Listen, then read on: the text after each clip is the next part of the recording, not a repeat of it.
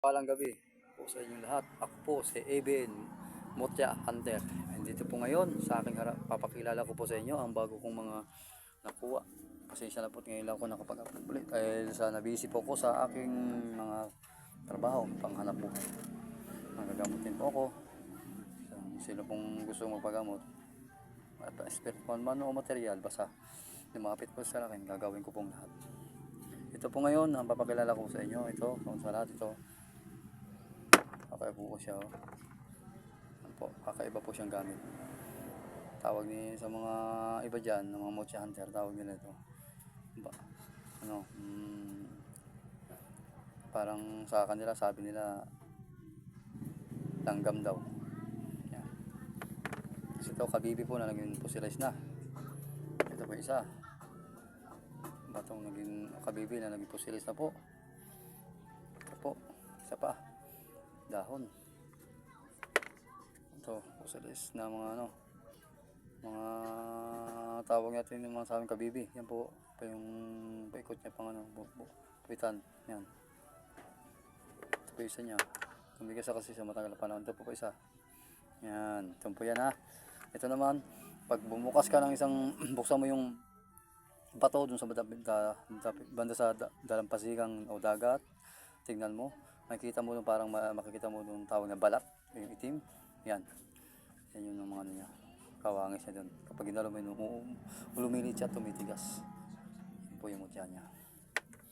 Ito naman po, pag titignan mo siya parang kidlat, pero talaga sa kidlat talaga siya. Kasi sa pinuntahan ko nito sa tabing dagat, may puno ng nyug na tinamaan na naputol talaga yung pinakadulo niya. At may lumabas na parang mga sa katawan niya yung itim. Matagal ko na pong hinahanap-hanap kung saan talaga napunta yun, pero ito lang po nakita ko. Ito na po, sapatos.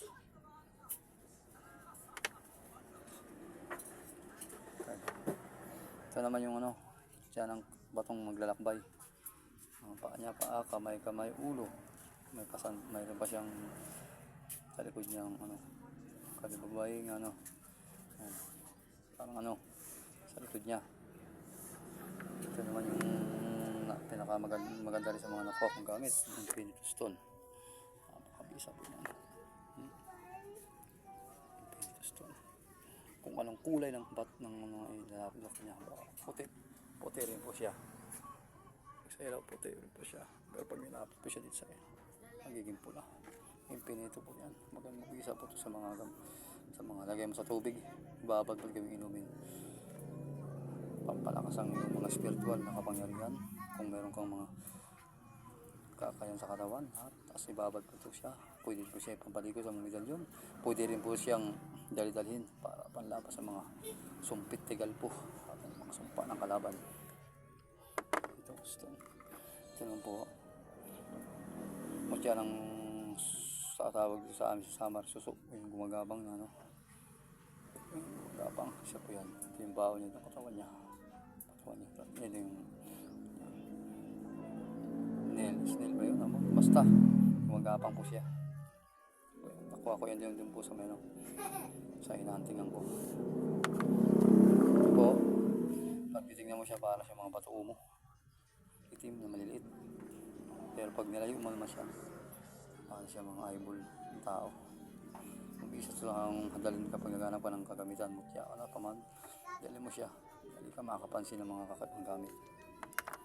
Ito lang po mga makalimbod. Ito naman po ito, makalimbod po siya, pero pag tingnan mo siya parang libro. Ito po, librita. Buksan mo siya dito, buksan mo siya, makikita mo lahat. Tespe ko pa talaga yung style, yung design niya. Kapag tingnan mo siya ganyan, buksan mo lang, para sa librito, tumigas na.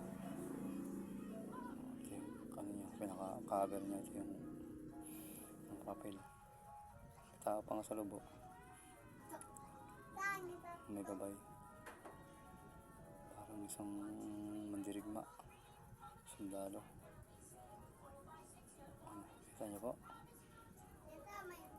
yan po ang bantay ng librito nito. Naging bato. Ito na po, makalimbod po. Makalimbod. Isa makalimbod din, parang palaka. Makalimbod po, parang palaka.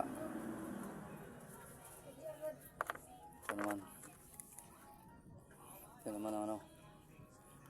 Yan, nalinta.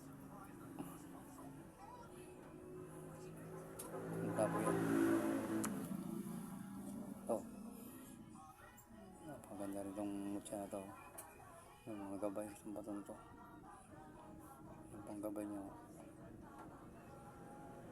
Gabay ko siya.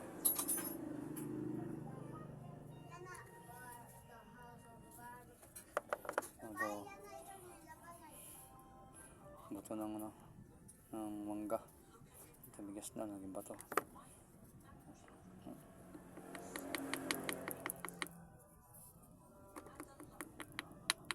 Bigas po yan. Buto po yan ng mangga. Yung guit-guit niya.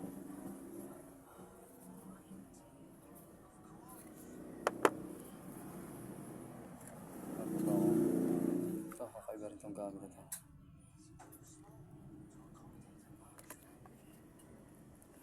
Titignan niyo po siya para siyang ano. Kakaiba, hindi ko maano pa kung ano po siya. Para siyang pinagbahayan ng maglalaraba pa lang, ganyan. O nakaganyan pa na pag nalano ng mga bara maging paparo, yan po yung papasok mauud na malaki, tapos paglabas naging paro-paro, yan po parang ganyan ang bahay niya. Puro po yan mga ano. Tapos pag ito sa maga, pag nalabas sa liwanag, lumalabas yung mga itim-itim niyan na ano, kumikisap na mga itim. May siyang black crystal. Ganito po ito sa mga punta sa mga masamang maika.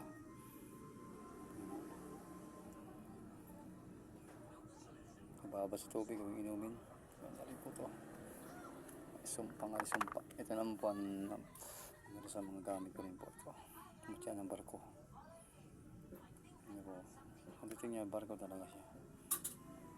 Ito yung ano ng vapor sa atras. Pag dumudunggo siya, ito naman yung unahan niya.